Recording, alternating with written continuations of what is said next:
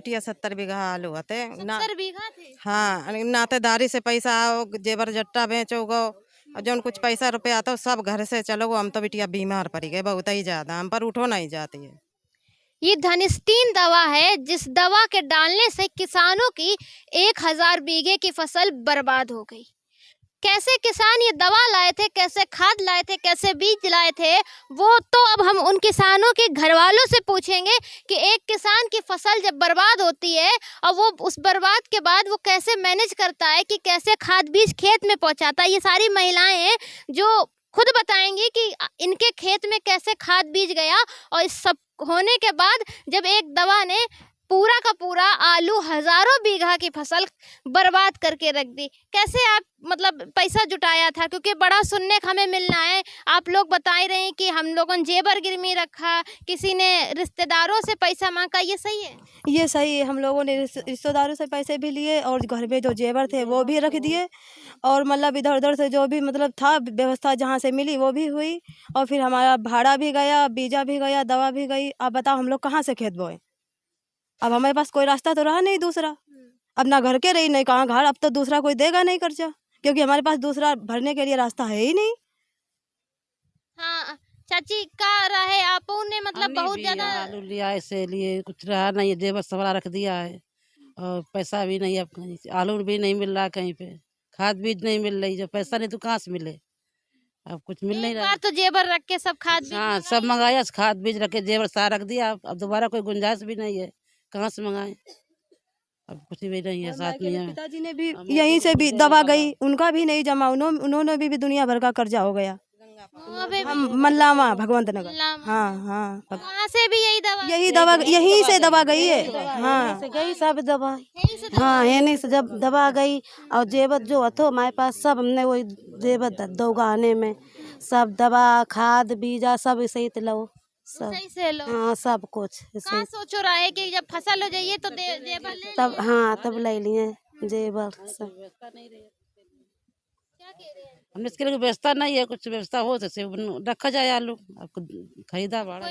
हमारी बिटिया 70 बीघा आलू हते ना। 70 बीघा थे। हाँ, नातेदारी से पैसा आओ, जेवर जट्टा बेचो गो और जौन कुछ पैसा रुपया आता सब घर से चलो गो। हम तो बिटिया बीमार पड़ गए बहुत ही ज्यादा, हम पर उठो नहीं जाती है। कभी पता चले कि खेत को आलू बेकार हो गया? कम से कम नहीं 20 दिन हुई गए। 20 दिन हुए? हाँ, आलू गाड़े 20 दिन हुई गए। आलू गाड़े 20 दिन हुए। हाँ, अब वो जमो ही नहीं, जब जमो नहीं तब जहाँ कहती धरी रुपया दे के अब होन से खबर ही आई रही है, तब क्या करें। अब बहुत आफत में पराना है, पर आए खेत करीब 50-50 बीघा तो सब कुछ चलो गो, अब कहाँ से क्या करो जाए। नहीं, दूसरों खेत गिरवी रखी हुई है। हाँ हाँ, दूसरे गिरमी रख के खेत करो लगे और वो में हाँ। सब पैसा चलो। सब पैसा चलो गो बिटिया, क्या करें। बहुत आफत हो गई, हम तो और बीमार बिटिया पड़ी गए, मैं तो बुखार आवत, उठ नहीं पावत, हम तो अब खटिया पर से उठ के आए हैं, क्या करें। देखिए, ये वो महिलाएं हैं जिन्होंने एक उम्मीद में अपने जेवर गिरवी रखे थे सुनार के पास कि अगर फसल हमारी अच्छी हो जाएगी, अभी गिरवी रख दे रहे हैं, अगर फसल में मुनाफा हो जाएगा तो हम अपने जेवर सबरे छुटा लिए और हमारे घर का भी खर्चा चल जाएगा, हमारे पास जेवर भी आ जाएंगे। जेवर भी चले गए गिरवी रख के फसल की, और वो भी चली गई। लू 14 एकड़ 14 एकड़ जी। हाँ 70 बीघा 5 बीघा चले गए जी। दादा, 70 बीघा में यहाँ कितनी लागत लगी है? अब लागत क्या अनुमानित करी जाए, 2 लाख की तो खाद पड़ी है अकेले। 2 लाख की खाद अच्छा, अब कम से कम 9-10 रुपया बीघा लागन। उसके बाद बीजा की छुटवाई, बीजा 1000 रुपया पैकेट, ये जो बढ़िया बीजा बिकता रहा वो बीजा गड़ा सब। बीघा हमारी भी गई, 10 बीघा चली गई। कोई जांचने आया हो, कोई पूछने आया हो, कोई अधिकारी आया हो, कुछ ऐसा रहा है? अभी कोई नहीं आया। अभी कोई नहीं आया। देखिए, ये जो मेरे हाथ में दवा है, ये वही दवा है जिस दवा को आलू में किसानों ने डाला था और दुकान वाले ने ये कह के बेच दिया था कि ये दवा डालो, बहुत अच्छी दवा, ऐसे ही कहा था दुकान वाले। हाँ, कि बहुत अच्छी दवा है, ये दवा डालो और इससे आलू की फसल बड़ी अच्छी होएगी।